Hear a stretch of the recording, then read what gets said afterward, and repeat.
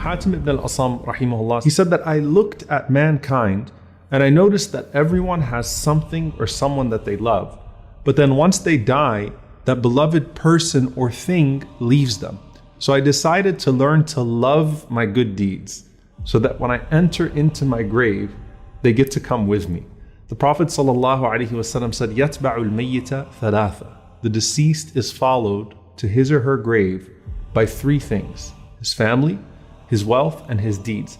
فَيَرْجِعُ أَهْلُهُ وَمَالُهُ وَيَبْقَى عَمَلُهُ. So his family and his wealth turn back from the grave and they go home. And his only companion that remains with him in his new home from now on is his collection of deeds. The Prophet ﷺ said that when the believer is placed into their grave and they hear the final footsteps of their family leaving, the punishment comes. And as the punishment comes from above, your prayer stands up and it puts its hand up and says, مَا قِبَلِ مَدْخَلٍ. You will not pass through me. So the prayer guards your head. And then the punishment comes to you from your right side. And the Prophet ﷺ said, your siyam, your fasting rises and stands guard and says, مَا قِبَلِ مَدْخَلٍ. You will not pass through me. And then to his left, his zakah stands and says, مَا قِبَلِ مَدْخَلٍ. You will not pass through me.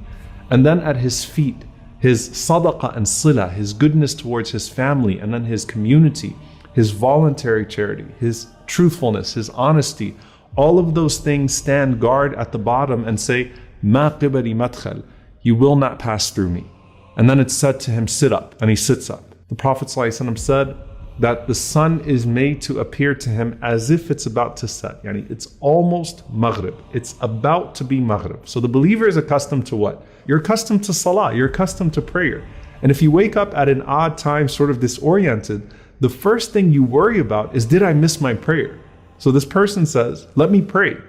And the angels say, you'll get to that, but first you have to answer our questions. Man Rabbuk? Who is your Lord? Ma dinuk? What is your religion? Man Nabiyuk? Who is your prophet? Now the only way you're going to be able to answer who your Lord is if you used to worship him. And the only way you're going to be able to answer what your religion is if you actually used to practice it. And the only way you're going to be able to answer who your prophet is, sallallahu alaihi wasallam, is if you used to actually follow him. And if you answer right, a voice cries out from the heavens and says, Sadaqa abdi, my slave has spoken the truth. And subhanAllah, in one hadith, the Prophet ﷺ said that those two angels that were first frightening, they say to you after you answer the questions correctly, you know, we knew you were going to say that. We knew you were going to answer these questions right. And Allah subhanahu wa ta'ala then calls out, supply him with the furnishings from Jannah. Clothe him from the clothes of paradise. Open for him a gate to paradise so that some of its fragrance comes to him in his grave. And then his grave is expanded for him as far as his eye can see. And at that point, you are laying in the clothes of Jannah with a window to Jannah. And everything starts to feel like Jannah, starts to feel like paradise. This visitor comes to you, and this visitor has this beautiful face, has these fine clothes, and has this pleasant scent. And he says to you, Abshir billadhi yasurruk, hadha yawmuka alladhi kunta tu'ad. Glad tidings of that which will bring you happiness. This is your day which you were promised. And so the deceased says, Man ant? Who are you? And that person responds to you and says, Ana amaluka salih. I am your good deeds. Now subhanAllah, imagine what your good deeds look like, all in one person.